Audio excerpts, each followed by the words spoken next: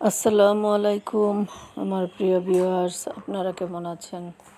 আমরা তো আলহামদুলিল্লাহ ভালো আছি।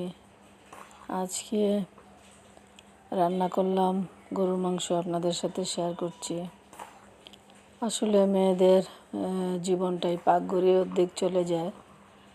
সারাদিন এই কাজকর্ম, এইটা সেটা, সংসারের খুঁটিনাটি, সংসারের পিছনেই চলে যায় প্রতিটা মেয়ে। কারো হয়তো একটু দায়িত্ব বেশি আর কারো কম কম বেশি সবাই দায়িত্ব পালন করে, স্বামী সন্তান সমস্ত কিছু নিয়েই। আসলে মেয়েদের জীবনের বেশি অর্ধেকটা সময়ই আমার মনে হয় পাকঘরে চলে যায়, রান্না করে আর কি। তো আমাদের জীবনটাই এরকম, সারাদিনেই দেখা যায় যে কাজেই ব্যস্ত থাকতে হয়। মেয়েদের যা শান্তি করার আসলে বাবার বাড়িতেই করে, কারণ বাবার বাড়িতে মেয়েরা থাকে একদম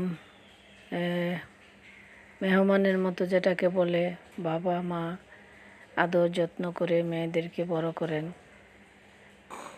মেয়েরা যেভাবে আদর যত্নে বড় হয় মা বাবার বাড়িতে, সেটা কিন্তু পরবর্তীতে শ্বশুর বাড়িতে এসে পায় না। সেই জন্যই মা বাবা মনে হয় মেয়েদেরকে একটু বেশি আদর করেন, বিশেষ করে বাবারা তাদের মেয়েকে বেশি আদর করেন, যে আমার দায়িত্ব তাকে মানুষ করে দেওয়া, তারপরে একটা ভালো ছেলের হাতে তুলে দিয়ে তাকে সেইখানে সংসার পেতে দেওয়া। আর মাঝে মধ্যে মেয়েকে নিয়ে এসে মেহমানের মতো আদর যত্ন করতে হয়। তো আসলে মেয়েদের জীবনটা আসলে চিন্তা করলে কি, এক বাড়িতে জন্ম হয় আরেক বাড়িতে গিয়ে জীবন কাটায়। এইভাবে আসলে মেয়েদের নিজের কোনো বাড়ি নেই। প্রথমে বাবার বাড়ি, তারপরে স্বামীর বাড়ি, যখন স্বামী থাকে না ছেলে মেয়ে থাকে তখন ছেলের বাড়ি। আসলে মেয়েদের কোনো নিজের বাড়ি হয় না, থাকে না বেশিরভাগ মেয়েদেরই। তো যাই হোক, অনেকগুলা কথা বলে ফেললাম রান্না করতে করতে। তো বড় মেয়ে পছন্দ করে তাই গরু মাংস রান্না করলাম। আসলে সারাদিন এত ব্যস্ত সময় যায়, সময়ই পাওয়া যায় না। হাজব্যান্ড অসুস্থ থাকে, সব মিলিয়ে যা মনে হয় যে একটা জীবন যুদ্ধে আছি। এই যুদ্ধ কবে শেষ হবে সেটা আল্লাহ ছাড়া কেউ জানেন না। আমার মনে হয় আল্লাহ তাআলা মানুষকে এত পরীক্ষা কেন দেন, যে অসুস্থ বানিয়ে রেখে দেন। এটা কি পরীক্ষা না অন্য কিছু জানি না। আল্লাহ সবাইকেই হেফাজতে রাখুন, অসুখ বিসুখ থেকে সবাইকে মুক্ত করে দিন।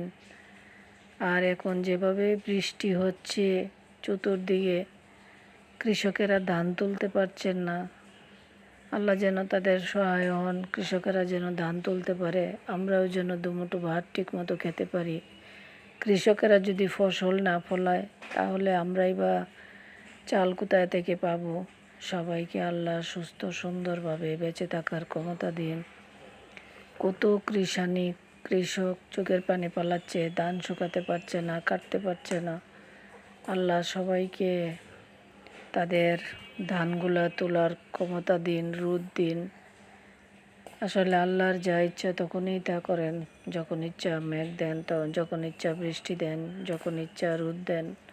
তারপরে আল্লাহর কাছে অনেক অনেক দোয়া করি যেন আল্লাহ তাআলা সবার মনের আশা পূরণ করে দেন। তা আপনাদের সাথে কথা বলতে বলতে আমার রান্নাও শেষ হয়ে এসেছে।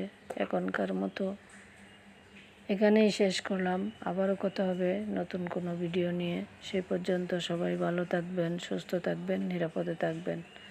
আর আসুন আমরা সবাই মিলে আল্লাহর কাছে দোয়া করি যেন সবাই সবার ধানগুলা ঠিক মতো উঠাতে পারে।